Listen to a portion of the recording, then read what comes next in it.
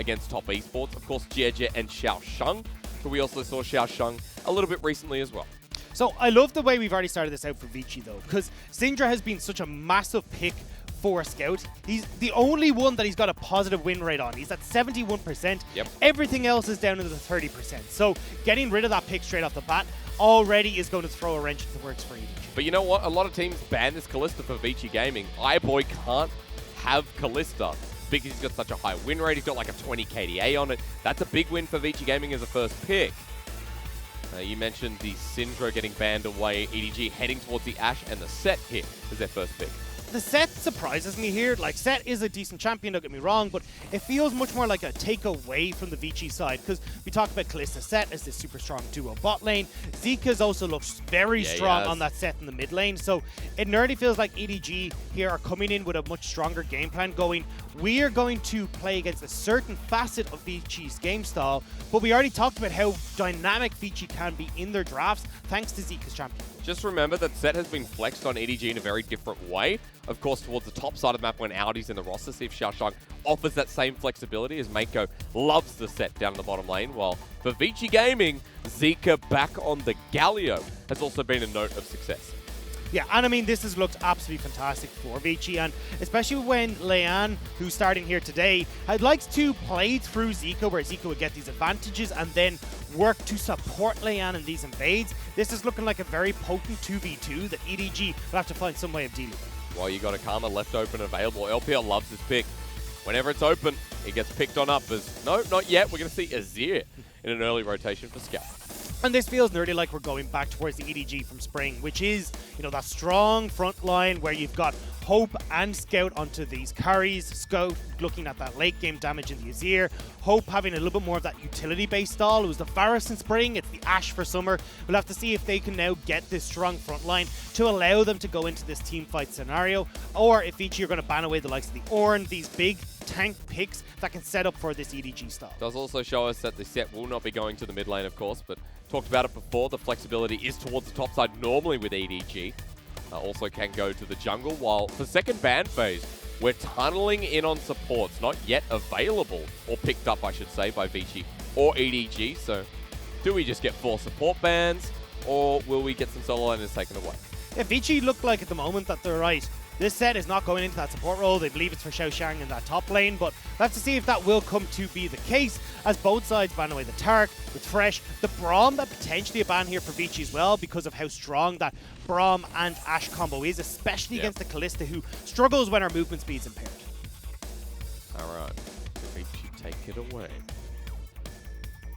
Come on. Braum? Maybe? No?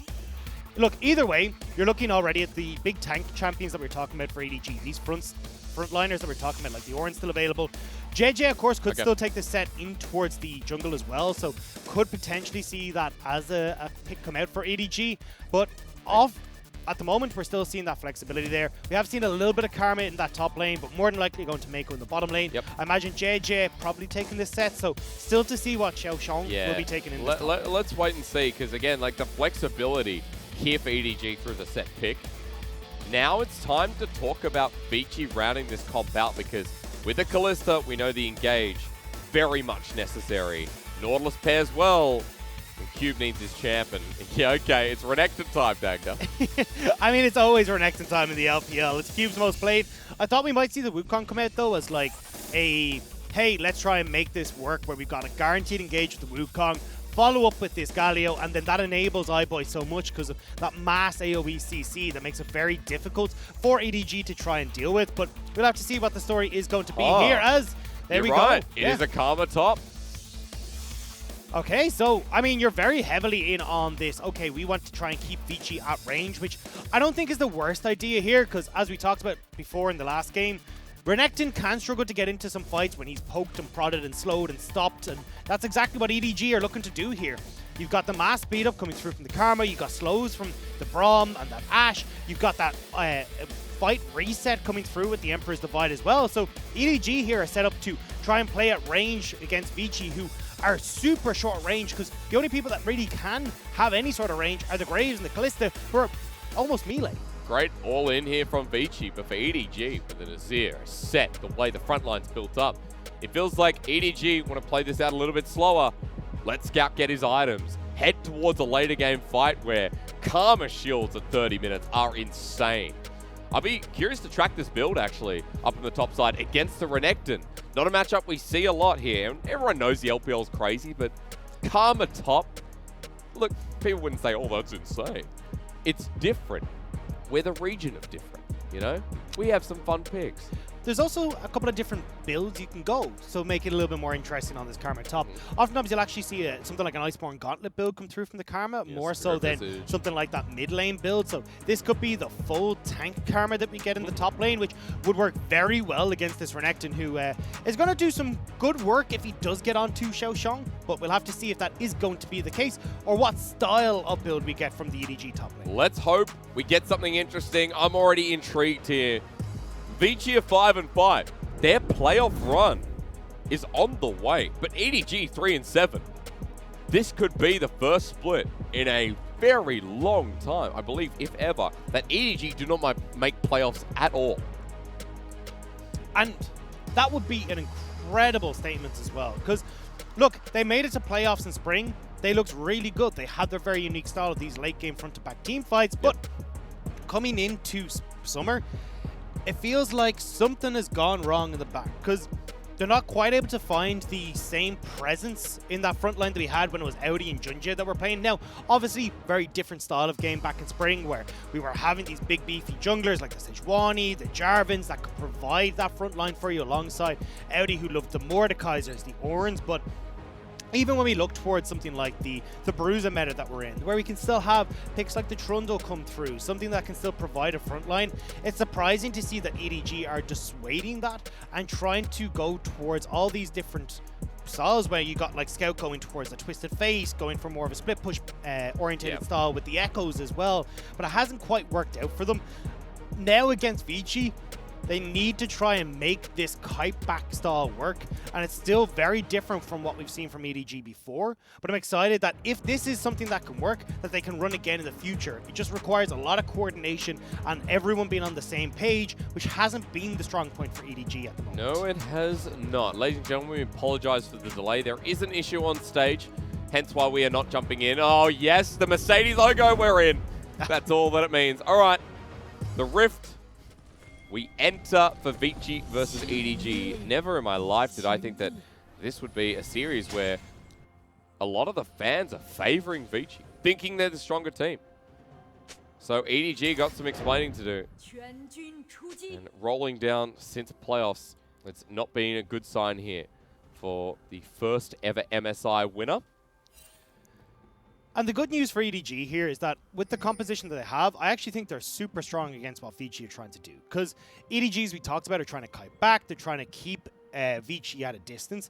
And when you look at Vici's composition, well, Zika needs someone to set him up for the big ultimate. You don't really have anyone to enable that hero's entrance here unless Cube can find a flank, or maybe Maestro gets this massive hook onto someone, but realistically, that's going to be quite difficult to do against what EDG's composition has. So for Vici, they need to try and get this ball rolling early. They want to be the ones that are in control. So then they can do what we saw FPX do in game number 2, which is find these flank positions for Cube to enable Zika and set up for these big plays. See how Zika influences the map at that level 6 point. Already getting poked out, of course, here in the early laning phase against Scout, who's taken lethal tempo versus the Unsealed Spellbook for Zika. Now note Xiaoxiang, we were talking a little bit about this matchup in the top side. He has taken Grasp of the Undying, started with the Doran's Ring, and doing quite a bit of work here against Cube. Nice Grasp proc to finish off the trade. Yeah, so this will most certainly be that tank Karma that we were talking about. We go for the Iceborne Gauntlet into the Spirit's Visage, and you become nigh on impossible to kill because you've got so many slows, so many speed ups, so much healing as well coming through from your Emperor W. It becomes nigh on impossible for Cube to do very much against you. And already you can see that poke is really a struggle for Cube at the moment, who doesn't have access to the level 3 to actually close the gap onto Xiaoxiang. By that time as well, Xiaoxiang will already be level 3, so he'll have the Inner Flame plus a combination of Inspire, his shield. So I'm really going to watch top. We're just going to see him constantly pushing it, as you said. It's been a while since we've seen a Karma top.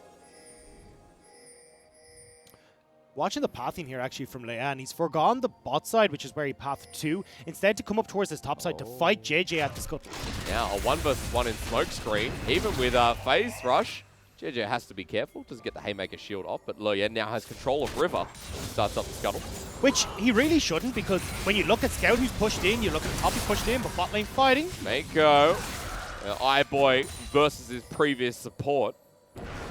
And this is great from iBoy and Maestro. So they take that aggressive trade, they do shove in the wave. That means that now iBoy and Maestro can take that scuttle on the bottom side, deny it from JJ, as Leyan has already taken that scuttle on top side. So already Leyan off to a great early start here. Yeah, helping shove the wave through mid as well. And Leyan, I mean, everyone will remember last year at Worlds, he did go alongside Invictus Gaming, was subbed out in quarters, I believe, or maybe towards the end of group stage. Yeah, quarters, I was right. Where Ning came back on in, but Leyan was a more stable jungler for IG that a lot of people talked about not fitting the style of Invictus Gaming. I still think that remained true. As he moved off the roster this split, now Vici, he shares alongside Ice. We've seen a mixture of the two junglers. And look, as we talked about, he's off to a good start here. Smart call from JJ here to get in and steal away the Gromp, and now we'll get the back to match the back time from Leyan. So overall, that scuttle isn't going to mean too much at the moment, as both these junglers will back on the same item essentially. I mean, one camp up for Leyan, but everything will be setting back to normal for these jungles. Be excited to see how they can influence this movement. This vision is going to be important. You can see already Vici Gaming have got to walk towards that bottom side, looking to track JJ. Leyan, because of the double scuttle, is up by about a camp. He was able to go back and pick up a longsword. And skirmishing smite versus only the Stalker's Blade for JJ. Soren's up in the top side. Meanwhile, though, Dagda, so as you mentioned, the Iceborne setting up first with the cloth armor, at least towards the Ninja Tabi or that Iceborne build. And look how aggressive Vici are trying to play here. So they understand, look, JJ is going to be entering back towards this bottom side, so we are going to try and use the pressure that we have in bottom lane to take this dragon before JJ can try and answer first. So nice call here, but Cube trying to get some deep vision here as well, will now be able to spot out when JJ passes towards that top side. And when you've got Zika, who's got control of this mid lane, also has the level 6 in that are available for himself, you're not going to be able to try and contest this as EDG. I mean, spotting out JJ once again, good vision control from Vici. And you can see, like, there's a lot of communication within this team right now. Zika on your camera, on your screen, excuse me, being very vocal with the rest of Vici Gaming. As we talked about leading up to this segment, Zika has become the heart of this team. At least just in terms of quality and building up Vici Gaming to what it is now. And the reason has been because he's been the main playmaker for this team, which actually I'm just going to hang on. No, yeah. JJ might be looking for pushing against is good timing, but the whole bottom lane has the support of Zika's ulti. You mentioned Leyan's here as well. Trying to fight for this scuttle once again. Leyan up against JJ here, but you're going to be looking at which mid laner can move first. Killing smite there. Leyan might have to flash. Hero's entrance though to zone them out. They turn on the bottom lane. Flash around. 3-man. Shield of Duran. Justice punch onto JJ. He flashes over the wall, and Leyan matches him. They can't even get a return kill. Scout and Hope now left without a prayer. The rend available, but he gets away in time while Hope suffers. 3 for 0, and Vici snap. And that's what we talk about from EDG. The decision-making on these early game fights isn't quite there. Vici have Zika in this mid lane. Leyan actually ends up putting him in a perfect position where you can separate out EDG from the fight. You turn on towards the bottom lane, and it's Vici now with 3 kills, just as easy as well. And a 2k gold lead. Let's watch this again, because you mentioned Leyan's positioning with Zika comboing in. And usually it looks terrible, but because you have that Galio ultimate there, he's able to rectify this whole situation. Great flash into that massive taunt from the Galio. Yeah. And again, Leyan and Zika are so strong when they work together like this. It could have been worse as well. Scout only managed to just get out. And now with a kill onto Zika, 1 onto Leyan. Maestro picks up the final. That gold lead and the strength of the first items here for Vici Gaming. You talked about wanting them to get their ball rolling. This ball is coming down the hill fast. And that's why plays like that are so detrimental to EDG because you're still waiting for Scout to scale up. You are still waiting for Xiaoshang to become this massive tank in the top lane. And JJ, although he doesn't scale as well as this Graves, just needs to be able to match Lian and stop him from making these plays because the rest of EDG will outscale. But unfortunately for them, they're giving these kills over, they're giving advantages, and it means it becomes so much easier for Vici to translate that into things like this Rift Herald on the top side, a second dragon for themselves, or even some plays down towards the bottom lane when Zika has his ultimate up again. And what I think is great from Vici right now is the respect shown to bot. Maestro and iBoy moving as a unit, but they're not walking into lane. Scout's gone missing, and Lian starting up this Rift Herald, while the bottom lane of Vici Gaming just moved back to the inner turret. They're going to pick up Krugs for now, and Jeje close to getting spotted out. Will skirt between the Sentinel. And great call here from Vici. Steal away the Krugs means that, look, you understand that more than likely JJ is going to be down on this bottom side. We're going to take away the Krugs, which means there's one less camp for JJ on this bottom side. We're also keeping ourselves safe from underneath this turret. And now Zika, nearly having that ultimate available, is starting to teeter down towards this bottom lane to protect any sort of funny plays that happen underneath this bottom lane turret. We spotted out in the ward, but pings are getting thrown down. JJ is being patient, sticking around towards bottom side. But that's the play that's done. There was only one bit of turret plating picked up by EDG. What I am surprised at, though, is Lian not actually going in towards EDG's topside jungle. He's just going to a bottom lane that has no camps up. So I would have preferred to see him invade, especially as Cube is starting to push in this top lane. So at least a little bit of a win for JJ, who will get some CS and a little bit of experience back in what is already a deficit in comparison to Lian. Yeah, that 10 CS is going to be marked for now with the CS lead as Lian onto another scuttle. And you know what? He has warriors, so a lot of damage to come through on this. A bit more gold in his back pocket. He's spotted out, and EDG have to pay the respect. So we'll be backing now. It means he will be a little bit late for the dragon, but Vici definitely with this wave shoving in, and having that Rift Herald can force plays, even if EDG try to very quickly take that dragon before Vici come back out onto the map. So just try to play the map state right now for Vici, which is what we like to see. Just back away. Let's go topside, says JJ. Okay. Well, heading up towards the top lane, perhaps. And just getting a bit of control. And we keep channeling up towards this top side. Xiaoshang and Cube going head to head. CS even for the Renekton, which is not too bad, considering what we talked about. I feel like that's not going to stick around for long, though. JJ clearly wants to make a play on this top side. Cube is relatively low, and they want to make sure Cube can't teleport down to this dragon. But look, I mean, you know that Vici are going to be on this bottom side. JJ needs to make something happen elsewhere in the map. Cube pushing out the wave. Assistance pings coming down. Straight through the lane. JJ has the Hex Flash. He's going to walk in front of the turret range. Cube knows he's in trouble. Has Dominus and Flash. He's pulled back in. Dominus with the Flash. The double slice and dice. Face breaker to fly in, but Cube under turret. Needs the Cube, but it's JJ who secures the kill up top. While bottom side, EDG, Hope and Mako have stuck around. Collateral damage with the Ignite. Not enough to kill Mako thanks to the heal from Hope, but this won't stop him. It should push Hope and Mako back away from this turret, though. And don't forget, Lian has got the Rift Herald, so they can look to crack open this bottom lane turret and give a whole bunch of cash into Lian and into iBoy. Yeah, iBoy and the Kalista will get Blade of the Wrong King off this as well. So Hope and Mako, lucky they survived. Vici Gaming are going to get first turret blood. Cube on the other side of the map to use the TP. Just note the gold quickly at top of your screen. 12 minutes in, a 2k gold lead here for Vici Gaming. And a necessary lead for Vici to roll into this mid-game with, considering how you were talking about these compositions. There's Hope close. Oh, still gets the shot. The big thing here, though, is how do Vici want to start playing out this map state now? Because you've got iBoy with this massive advantage. You can move him up towards the top side. We're going to replay here, and this is a bit unfortunate for Cube. Even trying to hold on to the stun here until JJ used the Haymaker to try and just remove the shield, maybe set up for a kill underneath the tower, but fortunately it's not meant to be. But either way now, look, iBoy moving up towards this top side. They want to start just injecting cash into this Kalista, especially just before these turret plates fall down. But it is only a minute left, so they won't more than likely be able to get a turret plate, although Xiaoshang is still staying top side at the moment and can probably just wave clear this. Yeah, there's not too much help that's going to be up there, while EDG are committing towards bottom. Trying to find Cube once again, but Lian is also hovering. He's just taking Krugs. Won't get spotted out here until he walks near that control ward. And you're talking about injecting cash. Hope and Mako should be able to get some influence down the bottom lane as well with Scout roaming between vision.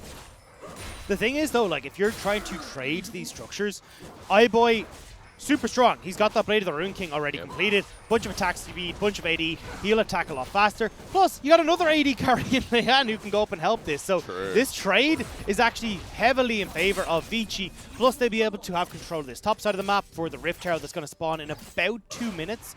So this is Vici looking really good. And with both these side lanes down, you can have Cube pressure on top, Zika pushing that bottom lane, and then turn and make a play underneath this mid lane structure and set that up. Cube is actually going to even deny the structure in the bottom lane going down. That's 2 towers now for Vici. That's a rook. All the gold solo to iBoy. What a fun time he's had. Now turret plating is going to drop, but doesn't matter. iBoy still gets the 300 gold in his back pocket, and I'd be super curious as to how much personally he just got. He even has a 20 CS lead over Hope. But you mentioned Cube down here. Scout roaming down, so there could be kill threat, but Maestro is shadowing him. I mean, if you go for this kill threat, you've still got Zika who can roam down fairly quickly. He needs to start moving now, though, which is a bit late. Dominus underneath the turret. The turret's still healthy. They pull in Mako, who's going to die. Cube will be the traitor. Shielded red. Rush towards Bajeja and Hope. Scout pulls back here with the set ulti. Maestro gets double dunked. A 2-for-1. Now for EDG, they had the option to start this turret push again, but Vici are trading topside. EDG putting on a spectacle of the emotional roller coaster Maestro went through in that play with all the knockbacks that they have. But there you go. I mean, you're trading a tier 2 for a tier 1. I'm fine with that as Vici. Unfortunately, obviously, the 2 kills went over, but Vici are still answering for these plays in a match.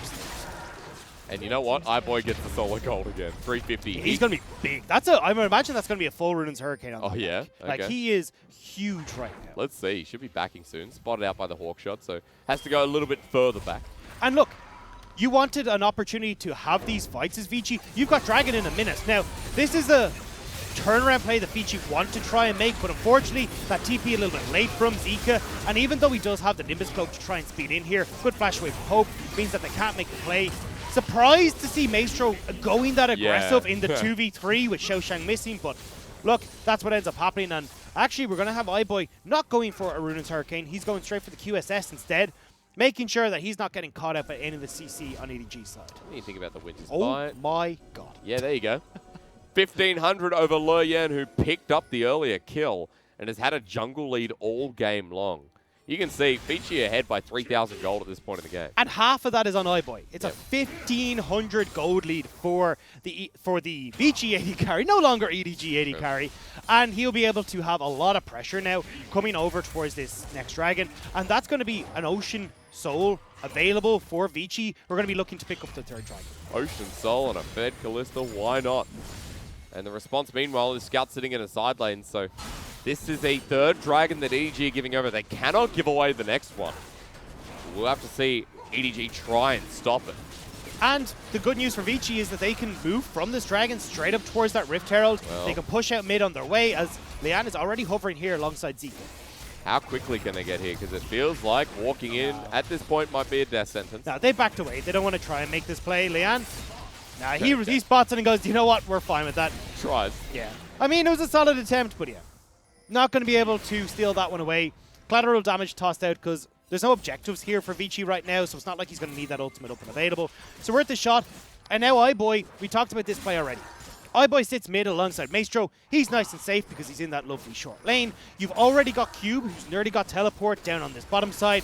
Zika will be able to move in towards his top lane, shove in that lane super far against EDG, and then you make a play under that mid lane turret to crack it open and then have all these outer structures down. Should be easy to force. For some reason, our picture of iBoy has a banana.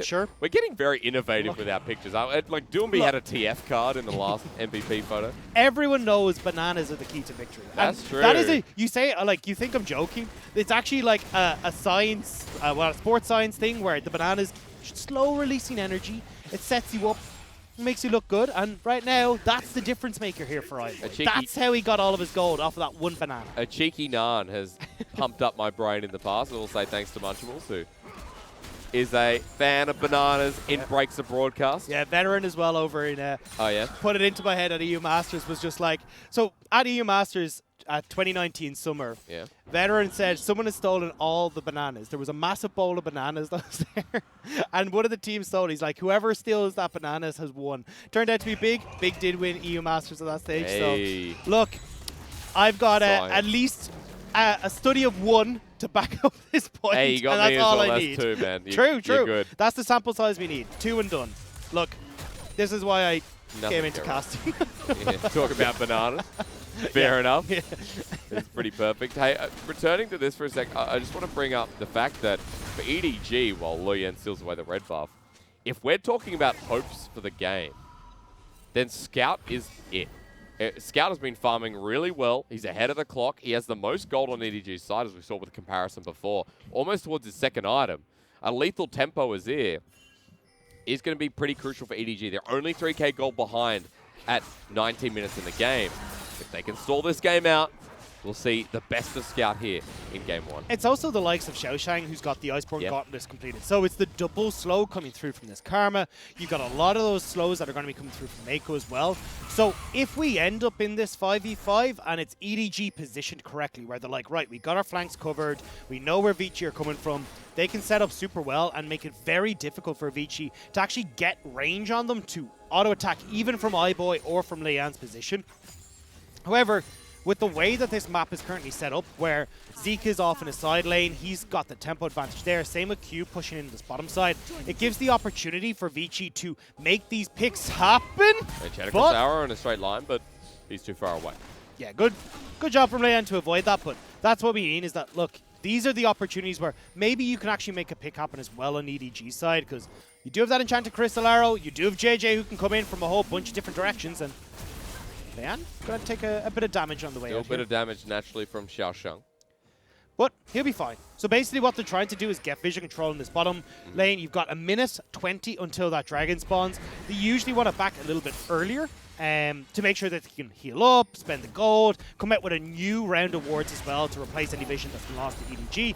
But Vici should be totally fine to set this up. Herald timing, not good from EDG either. Just taken care of by Zika, who has the global ult available. Vici, as you said, there's a shove through mid, vision control enabled through bottom side river, 55 seconds.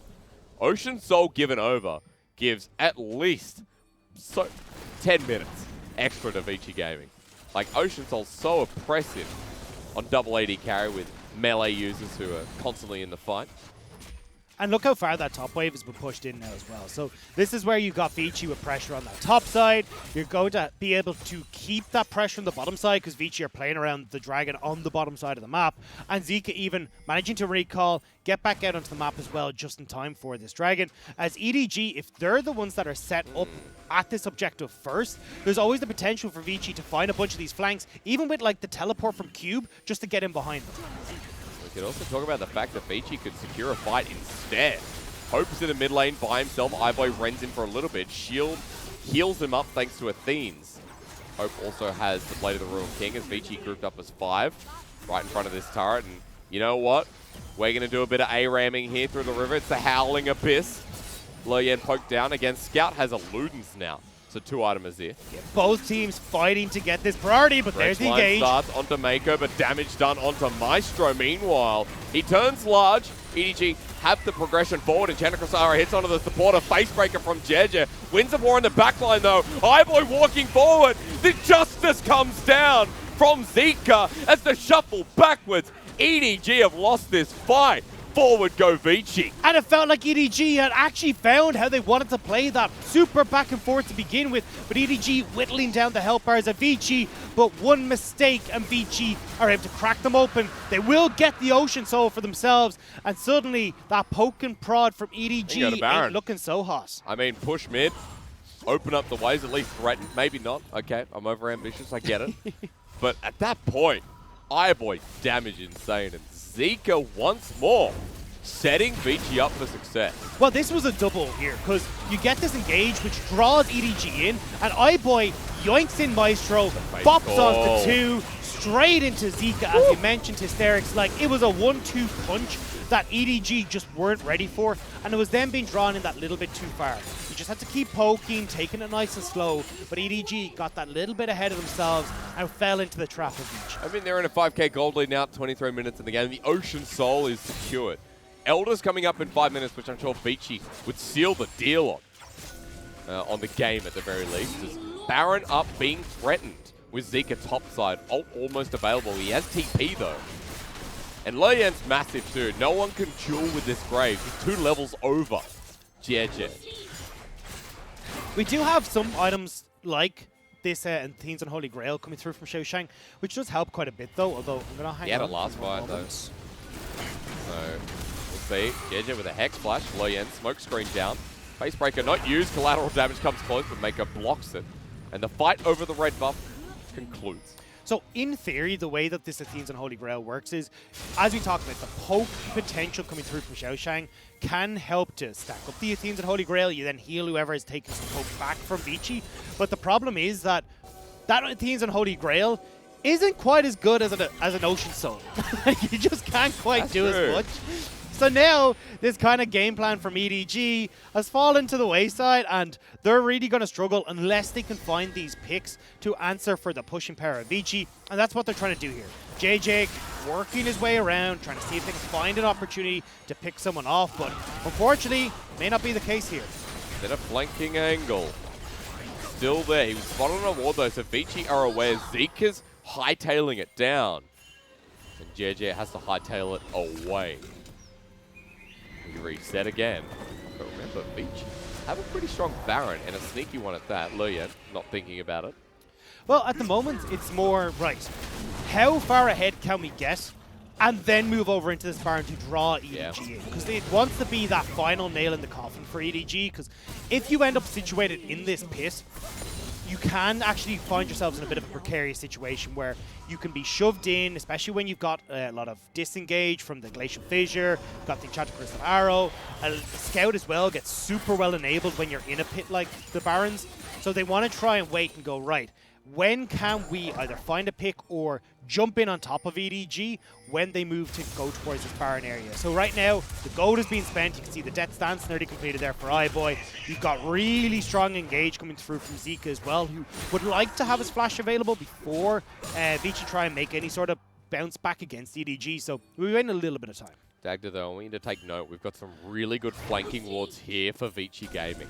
Up towards the top side near that Baron pit, a deep control ward, as well as a deep sightseeing ward as well.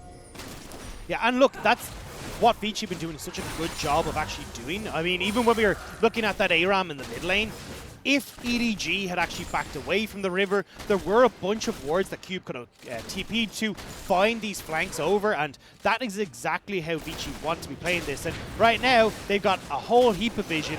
Top wave just push in, bot is in a great position for Vici, so they just start up the Baron. It's going down quick as well. EDG, their attention demanded. Xiaoshang made the walk. It's still out of vision. To be zoned out, Dredgeline pulls on in. That's Mako again. Door goes up with the Ignite. Zika in from the wing. And Baron's still being continued. iBoy's doing it himself for now. Mako will drop a ward though and spot it. But he's not taking that much damage, so that's why iBoy is free to just continue towards this. Someone would eventually need to move over and help iBoy before he goes real low. He's at half health. Okay, we get the lettuce and we start again. Zika joins. As Dredgeline once more, Maestro looking for the pick. Shield used. Vici with some strange pathing, but it leads into the engage from Maestro once again. Depth charge into the backline onto Hope. Forward they go, Enchanted Crystal Arrow there, but the Glacial Fissure missing. Loyan walking down, and you know what? Vici burned a lot of ults out of them. And that's what we were talking about, is Zika really needs to have his flash up available, same with Cube, so then you can start off these engages. EDG playing towards the strengths of their composition, backing away, not giving the opportunity for Vici to close that gap. Now though, look at the summoner spells for Zika. Both the flash and the ghost, and he's got a Nimbus cloak as well. Yeah. So when he starts rolling, he's going to be going damn quick. And you know what? We're going to see him in action in 45 seconds. Elder's spawning. And while Loyan's clearing up towards topside, he doesn't really need to... He needs to back, let's be honest. 35 seconds. He's got a Death Dance on the way, so a big Graves in this next fight would be crucial. So but doesn't have enough gold. I think that's the problem here, is that it's he doesn't have enough gold, just cleared out the wolves, and if he was to recall now, he would be late to the party for this dragon. So Vici right now, not wanting to recall, try and keep control of this river area, and having the opportunity here to just go towards this Elder Dragon that's in 10 seconds. Just remember, if we get into a 5 versus 5 though, Vici's still with Ocean Soul. Feels like that net has Loyen ambitiously going forward to pick up Lettuce. Everyone from Vici at full health. We're doing this again, but last time it was EDG in this position. Look at the vision control for Vici though. They don't have these flank wards. They're not able to find ways to maneuver around EDG, because EDG have actually done a good job of getting a bunch of control wards around where their position is and making sure they're spotting out all members of Vici at all times. Careful does it, still on a whim. You see iBoy almost getting caught out, but safety here with Ocean Soul once again. Maestro with the dredge line, narrowly misses Mako. And Vici are waiting. They're just trying to pull in EDG. Mantra Inspire once more forward with Loyen to bait out the unbreakable. iBoy the flash forward here from Maestro. It's only a stun turret. Glacial Fisher onto the Nautilus. Vici too ambitious here with the Inspire once again, pushing EDG forward onto Maestro. He survives, but EDG now have the health bar advantage until Maestro hits a champion again. As Facebreaker narrowly misses onto Cube. Loyen on the side. This is building up. The tension still there. Well, Waves in the side, pushing in Vici's favor. Loyen actually on the wrong side of the rift. The ult doesn't connect either. Chanacrosaro does, but Cube's by his side. EDG been separated. The face call sets up the hero's entrance. The bouncy castle is all for Vici's birthday. Happy 6th here, as game 1 will now be put in the bag. Fantastic play from Vici. Leon, by the skin of his teeth, managing to get away from that Emperor's Divide, bounces him to the right spot. JJ realizes too late he's left the cooker on, because Vici have collapsed onto the rest of EDG. And as he's called it, the bounce house is too much for EDG. I tell you what, Vici didn't just put it into the bag, they put it in the party bag, and in there were meat pies, because that's the best birthday party you could ask for. Coma's tutelage has brought Vici with another successful game. EDG shut out and shut up by Vici in this enormous game number 1. And although EDG will scramble here, it's just a couple more autos, and Vici pick up game number 1 against EDG. I hope they remember to wrap the meat pies and the party pies in some foil, or maybe